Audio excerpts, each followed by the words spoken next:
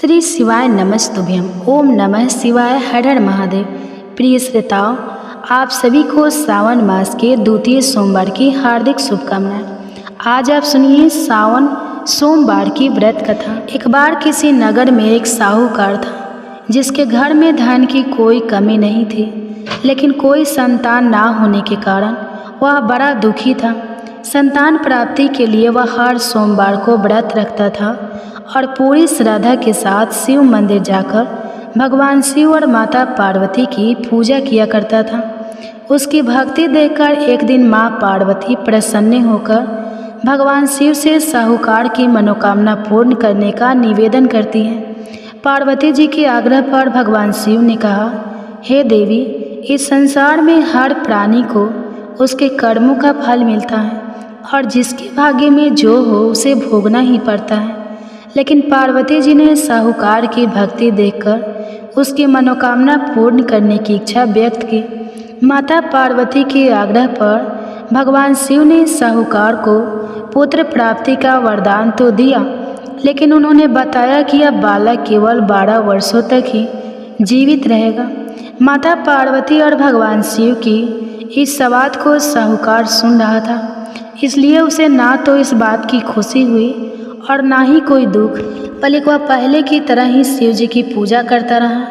कुछ समय के बाद साहूकार की पत्नी ने एक पुत्र को जन्म दिया। जब वह बालक 11 वर्ष का हुआ तो उसे पढ़ने के लिए काशी भेज दिया गया। साहूकार ने पुत्र के मामा को बुलाकर उसे बहुत सारा धन देते हुए कहा कि तुम इस बालक को काशी विद्या पढ़ने के लिए लेकर जाओ। तुम लोग रास्ते में यज्ञ कराते जाना और ब्राह्मणों को भोजन दक्षिणा देते हुए जाना।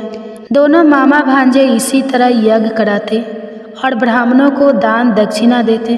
काशी नगरी निकल पड़े। इस दौरान रात में एक नगर पड़ा जहां नगर के राजा की कन्या का विवाह था, लेकिन जिस राजकुमार से उसका विवाह होने वाला था वह एक आंख से कान्हा था। राजकुमार के पिता ने अपने पुत्र से कान्हा होने की बात को छुपाने के लिए सोचा, क्यों न उस साहूकार के पुत्र को दूल्हा बनाकर राजकुमारी से विवाह करा दूं और विवाह के बाद इसको धन देकर विदा कर दूंगा और राजकुमारी को अपने नगर ले जाऊंगा। लड़के को दूल्हे के वस्त्र पहनाकर राजकुमारी ने विवाह करा दिया गया।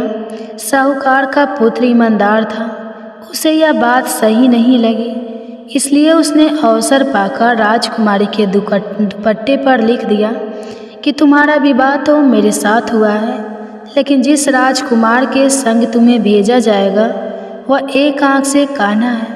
मैं तो काशी विद्या पढ़ने जा रहा हूँ। जब राजकुमारी ने चुन्नी पर लिखी बातें पढ़ी तो उसने अपने माता पिता को यह बात बताई। राजा ने अपनी पुत्री को विदा नहीं किया, फिर बारात वापस चली गई। दूसरी ओर साहूकार का पुत्र और उसका मामा काशी पहुँचे और वहां जाकर उन्होंने यज्ञ किया। जिस दिन साहूकार का पुत्र 12 वर्ष का हुआ उस दिन भी यज्ञ का आयोजन था। लड़के ने अपने मामा से कहा कि मेरी तबीयत कुछ ठीक नहीं है। मामा ने कहा, तुम अंदर जाकर आराम कर लो।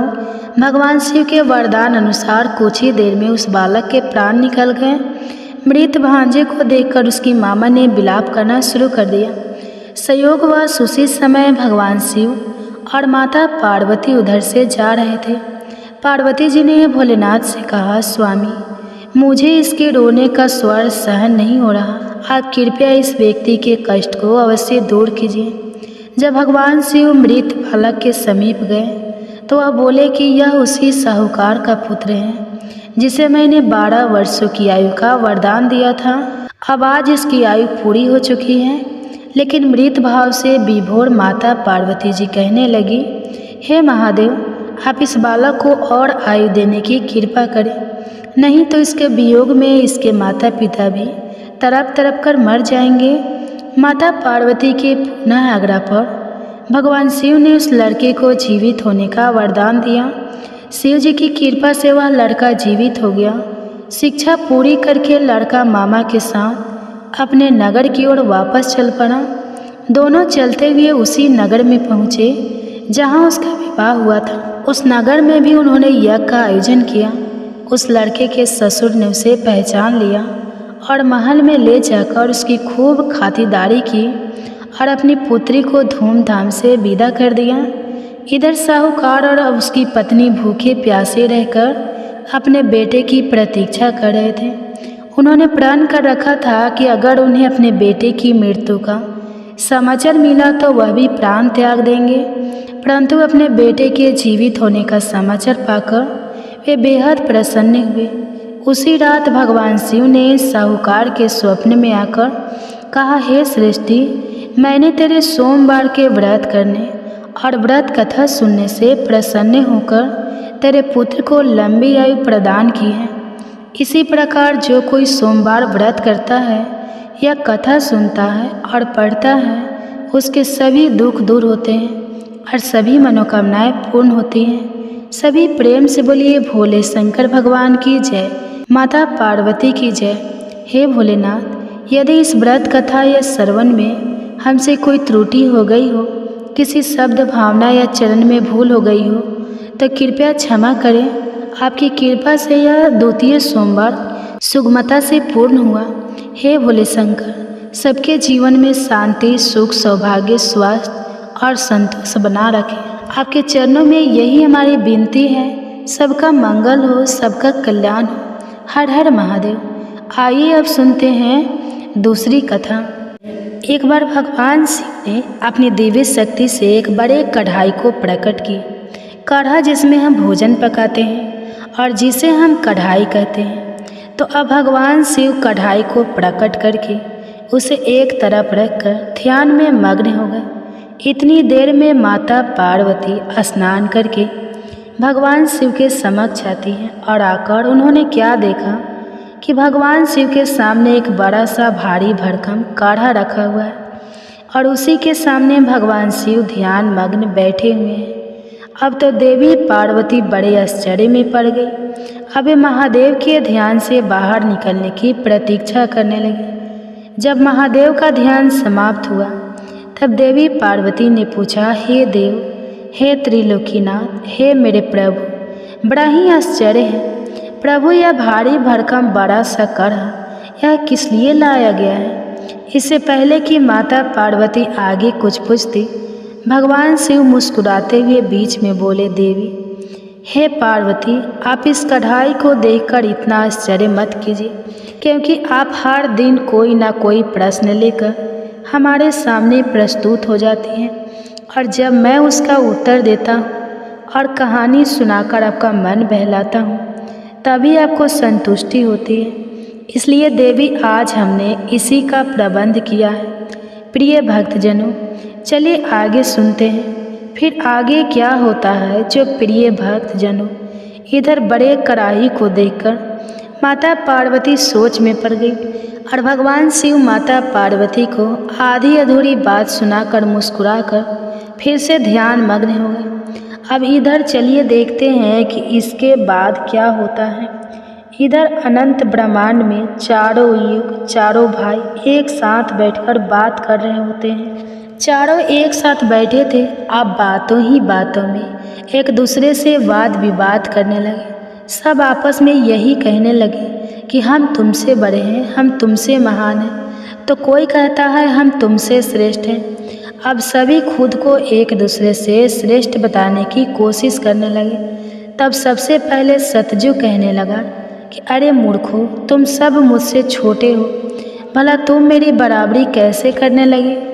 जब त्रेता युग ने सतजू की बात सुनी तो उसने कहा कि तुम सबसे बड़े कैसे हो सकते हो? अरे तुम सब में से बड़ा तो मैं हूँ, मैं ही सर्वश्रेष्ठ हूँ। तुम सब मुझसे भला श्रेष्ठ कैसे हो सकते हो?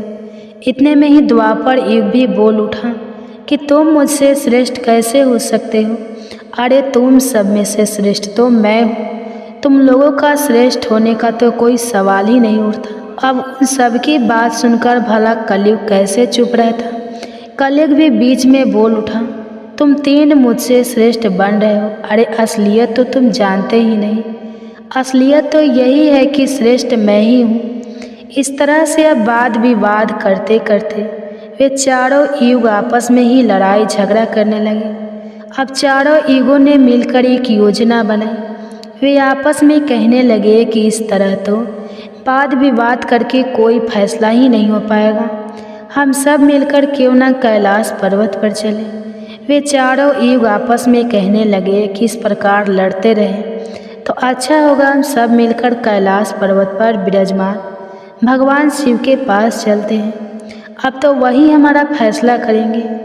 इस तरह से आपस में समझौता करके चारों युगों ने कैलाश पर्वत की ओर प्रस्थान किया। चलते चलते आखिरकार वे कैलाश पर्वत पर पहुंच गए। वहां पर पहुंचकर चारों युगों ने भगवान शिव को प्रणाम किया। चारों युगों को अपने पास आया देखकर भगवान शिव ने उन सभी का स्वागत करते हुए कहा कि आप सभी का हमारे दरबार में, हमारे कैलाश पर स्वागत है। कहो तुम्हारे आने का क्या कारण है। आप तो स्वयं ही कल चक्रे हो, तुम सभी तो स्वयं समय हो, फिर ऐसा क्या कारण हो गया कि आपको हमारे पास आना पड़ा। भगवान शिव के इस प्रकार पूछने पर चारों युगों ने कहा कि हे सृष्टि के रचयिता, हे प्रभु, हे महादेव, हम चारों युगों में विवाद खड़ा हो गया है और हम सब में एक दूसरे से बड़ा होने की बात पर होड़ लग गई है। इसी समस्या का समाधान पाने के लिए हे प्रभु हम आपके समक्ष पधारे हैं। हम इस समस्या का समाधान खुद से करने में असमर्थ थे, इसलिए प्रभु अब तो आप ही हमारी इस समस्या का कोई समाधान ढूंढिए। आप ही हमारा फैसला कीजिए, आप हमारा न्याय कीजिए और बताएं प्रभु कि हम चारों युगों में आखिरकार सबसे बड़ा कौन है, हम चारों में से सबसे श्रेष्ठ कौन है। चारों युगों की इस बात सुनकर भगवान शिव कहने लगे कि इसका फैसला तो तब होगा जब आप चारों अपने अपने बारे में बताएंगे कि किन किन गुणों के कारण आप खुद को बड़ा बता रहे हो। तब शिव जी ने कहा, हे सतयुग, पहले तुम ही बताओ कि तुम कैसे श्रेष्ठ हो गए। तब सतयुग ने कहा, प्रभु देखिए मेरी आयु सबसे ज़्यादा है, मैं 70 लाख वर्ष का हूँ और अन्य युग मुझसे 70 लाख वर्ष छोटे हैं, इसलिए मैं इन सभी से लंबी आयु का हूँ। सतयुग की बात सुनते ही अब कलयुग बोल उठा कि प्रभु व्यक्ति कभी भी आयु से बड़ा नहीं होता, व्यक्ति के गुणों से बड़ा होता है। अब देखिए भगवान शिव ने कलयुग की इस दलील को मान लिया और सतयुग से कहा, हे सतयुग, तुम इस तरह आयु में बड़े होने से तो बड़े नहीं हो सकते। भगवान शिव की यह बात सुनकर सतयुग ने कहा, प्रभु मेरे युग में जो भी व्यक्ति हुए हैं वह तो बड़े ही बलवान हुए हैं, बहुत ही पराक्रमी थे, वह पृथ्वी तक को उठा ले जाए, ऐसे पराक्रमी और बलराम बलवान थे। और जब मेरा राज्य था तब उसमें भगवान श्री हरि विष्णु ने भी कई अवतार धारण किए थे। वराह अवतार भी मेरे ही काल में हुआ था, नरसिंह अवतार भी मेरे ही युग में हुआ था, यहाँ तक कि प्रभु मत्स्य अवतार भी तो मेरे ही युग में हुआ था। सतयुग को अपने बारे में इस तरह बढ़ाई करते देखकर त्रेता युग बोल उठा, नहीं नहीं, प्रभु श्री हरि विष्णु के अवतार लेने से सतयुग बड़ा भरा कैसे हो सकता है। प्रभु मर्यादा पुरुषोत्तम भगवान श्री रामचंद्र जी का अवतार तो मेरे ही युग में हुआ था। उन्होंने संसार को मर्यादा और धर्म पालन सिखाया। रावण जैसे महापंडित और कुंभकर्ण जैसे महान बलवान भी तो मेरे ही शासन काल में हुए थे। प्रभु इस तरह सतयुग मुझसे बड़ा नहीं हो सकता, फिर इन सब में से तो बड़ा मैं ही हुआ।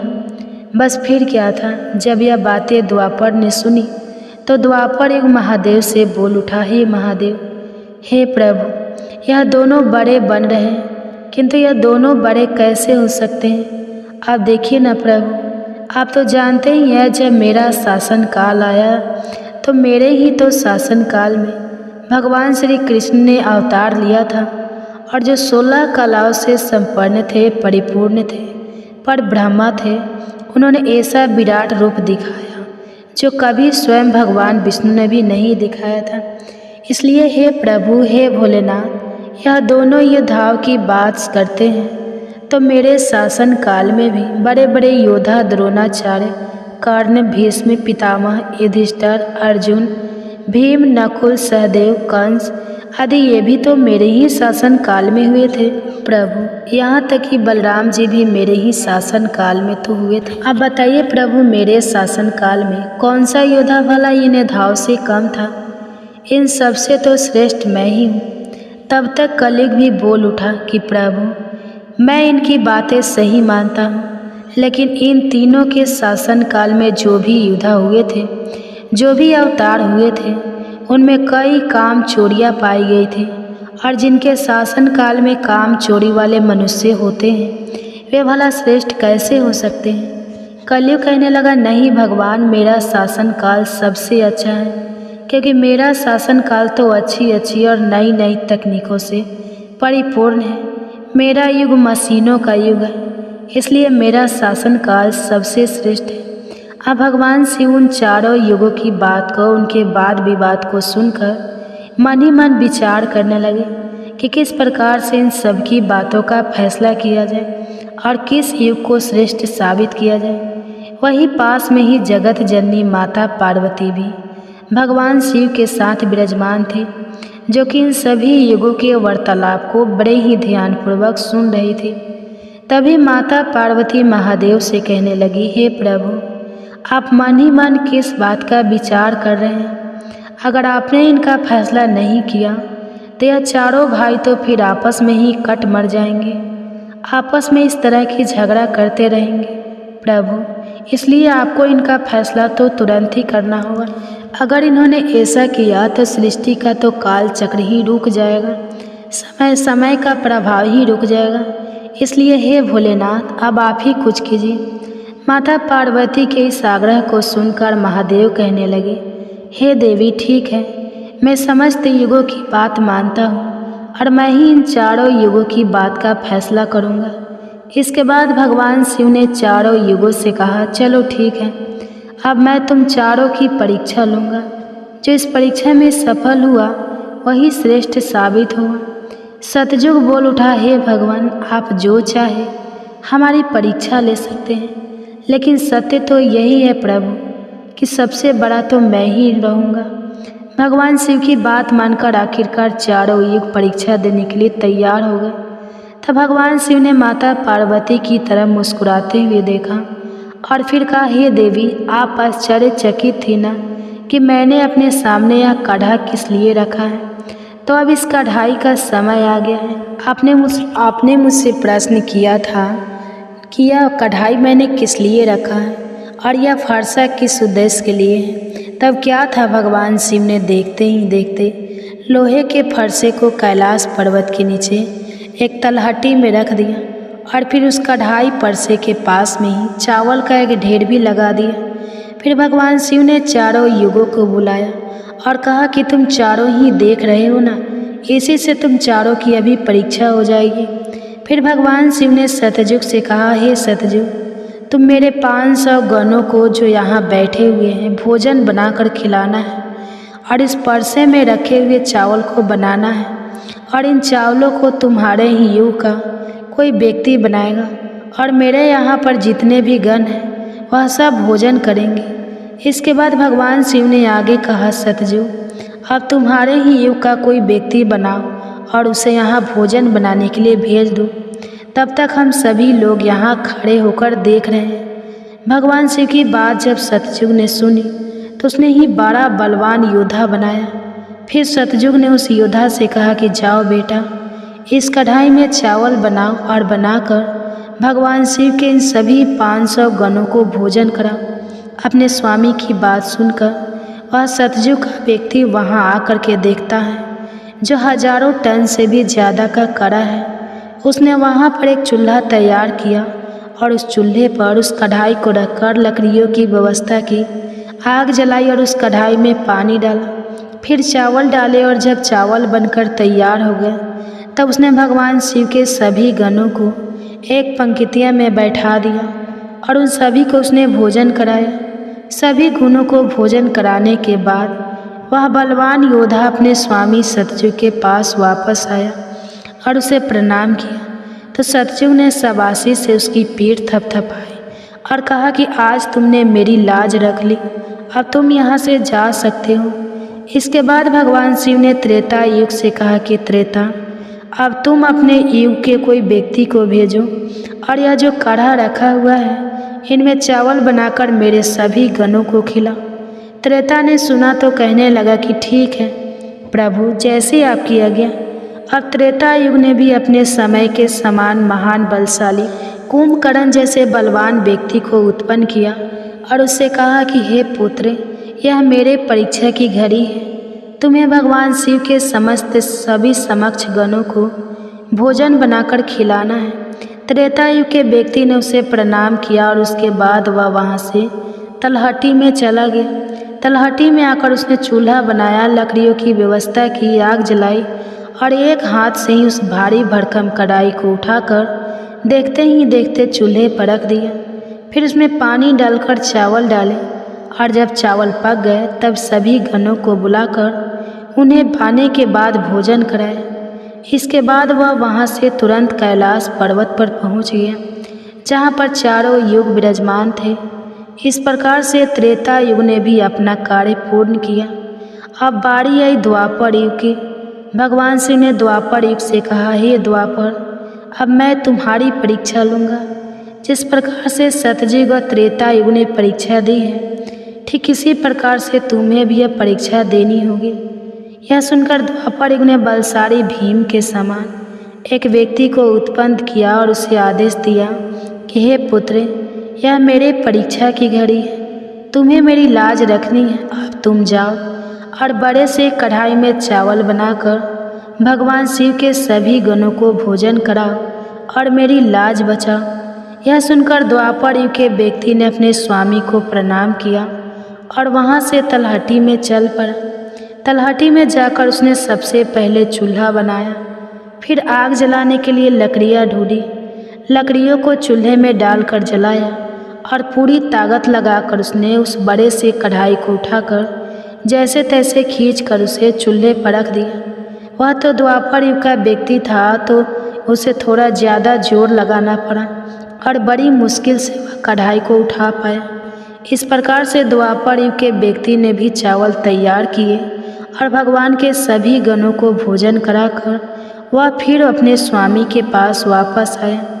उसके स्वामी द्वापर युग ने उसकी पीठ थपथपाई और उसे वहाँ से विदा किया।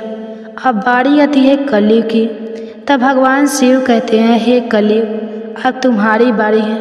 तुम उस कढ़ाई का वजन देख रहे हो ना, उसका वजन कम नहीं होगा, उसका वजन उतना ही रहेगा, हजारों टन का। लेकिन अब तुम्हें परीक्षा देनी है। तुम तो मानने को तैयार ही नहीं थे कि तुम सबसे छोटे हो, लेकिन तुमने माना ही नहीं। तुम्हारे युग के आदमी की आयु भी मात्र 100 वर्ष की है। सतयुग की आयु 1 लाख वर्ष होती है, त्रेता युग में 10,000 होती है और द्वापर में 1,000 होती है। और हे कलयुग, तुम्हारे शासन में तो मात्र 100 वर्ष की आयु है। तुम्हारा आदमी भी छोटा होता है। जब भगवान शिव की यह बातें कलयुग ने सुनी तो कलयुग कहने लगा कि ठीक है प्रभु, मैं आपकी बात मानता हूँ, लेकिन आप मुझे पहले ही इस तरह से कहकर हताश मत कीजिए। प्रभु, आप तो एक न्यायकर्ता हैं, आपको सभी को बराबर मौका देना चाहिए। भगवान शिव कहने लगे, हे कलयुग, यह कढ़ाई देख रहे हो, हजारों टन का है। वहाँ चावल रखा है, हजारों किलो टन के हैं। और हे कलयुग, तुम्हारा व्यक्ति क्या यह काम कर पाएगा? कलयुग ने कहा, ठीक है प्रभु, अब आप मेरी करनी भी देखिए। कलयुग की बातें सुनकर तीनों युग उस पर हंसने लगे। भगवान शिव भी कलयुग की बातें सुनकर बड़े ही आश्चर्यचकित थे। अब कलयुग ने भगवान शिव से आज्ञा लेकर बड़े ही बुद्धिमान व्यक्ति को पैदा किया, जो बड़ा ही दिव्य व्यक्ति था। वह बहुत ही बुद्धिमान और सर्वगुण संपन्न था। इस तरह के गुणवान व्यक्ति को कलयुग ने पैदा किया और पैदा करने के बाद वह उस व्यक्ति से कहने लगा कि मेरे बेटे, अब तुम्हें अपनी शक्ति दिखानी है। कठिन परीक्षा का समय है। यदि तुम इसमें सफल हो गए तो मैं चारों युगों में सबसे छोटा हो जाऊंगा। कलयुग की बात सुनकर वह व्यक्ति अपने महाराज से कहने लगा, हे महाराज, इस एक कढ़ाई की बात करते हैं, आप इसे हजारों कढ़ाई भी अगर मेरे सामने आ जाए तो वह भी मेरे सामने कुछ नहीं है। जब उस कलयुग के व्यक्ति की यह बातें तीनों युगों ने सुनी तो वे उस पर हंसने लगे।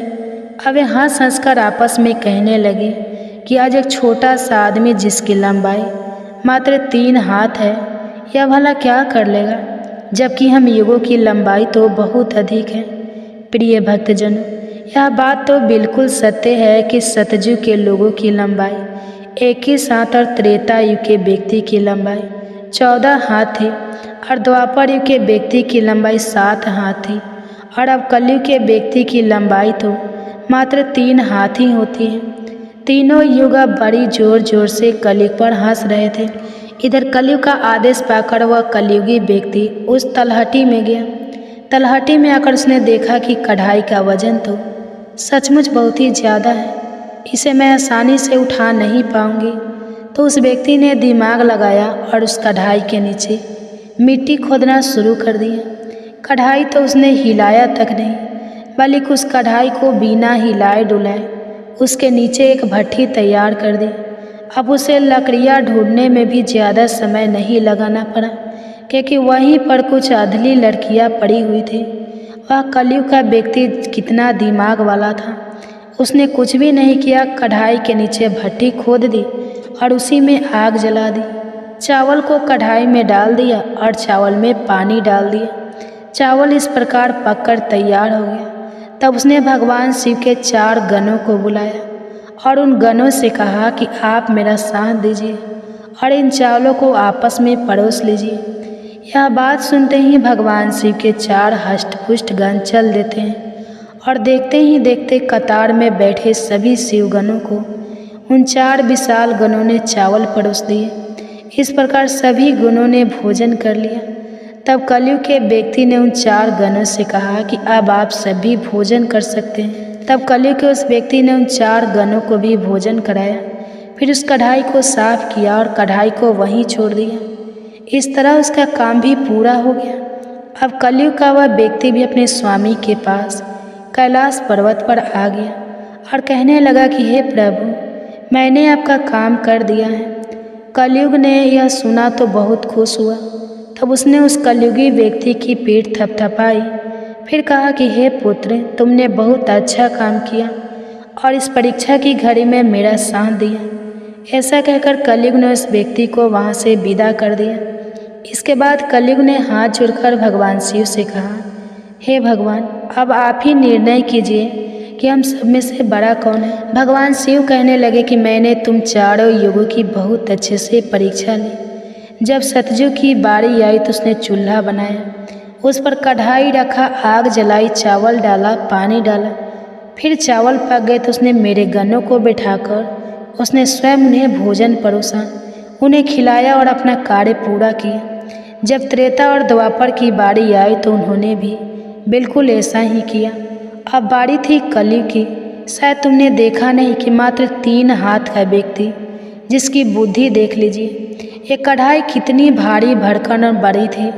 उसकी बुद्धि देखो, उसने उस कढ़ाई में चावल बना दी जिस कढ़ाई को वह हिला तक नहीं सकता था।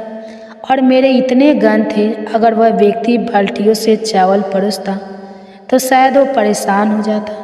अब देखिए उसकी बुद्धि, उसने उतने में ही 4 गणों को अपनी सहायता के लिए बुलाया और उन 4 गणों को भोजन परोसा और स्वयं बैठा रहा और ऊपर से उसने बिना हाथ लगाए उस कढ़ाई को भट्ठी पर भी रखा था।